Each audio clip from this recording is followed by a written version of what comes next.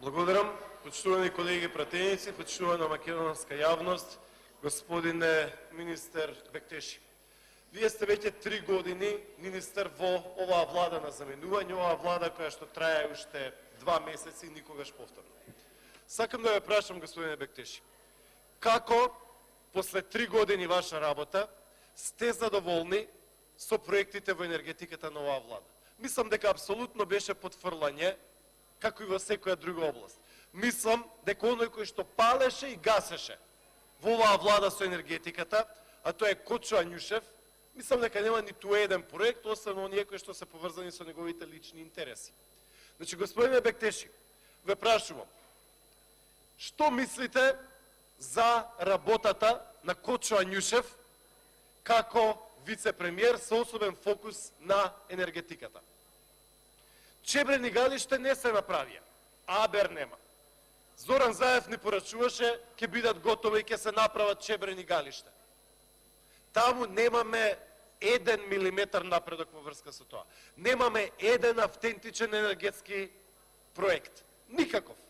Да, има градење на магистрални гасоводи, но сето тоа е договорено, направено со експроприации, со изведувачи и така натаму од претходната влада на ВМРО ДПМНЕ.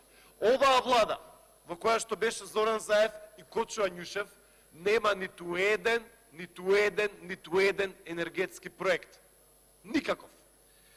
Значи, ве прашувам, дали, како 3 години колега со Кочо Ањушев, дали мислите дека Кочо Ањушев ја напушти владата затоа што види дека бродот тоне? Тој година дена наназад мислеше да напушти владата, сакаше да си замине, но го одбра моментот кога гледаме дека има реконструкција на владата, дека се заминуваат министрите, дека сакаат едноставно да се тргнат.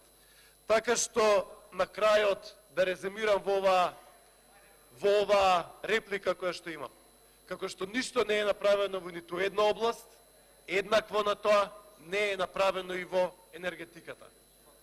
Што имаме како ново постигнување во делот на термоцентралите, што имаме во делот на хидроцентралите, што имаме во делот на она што е важно да се намали загадувањето.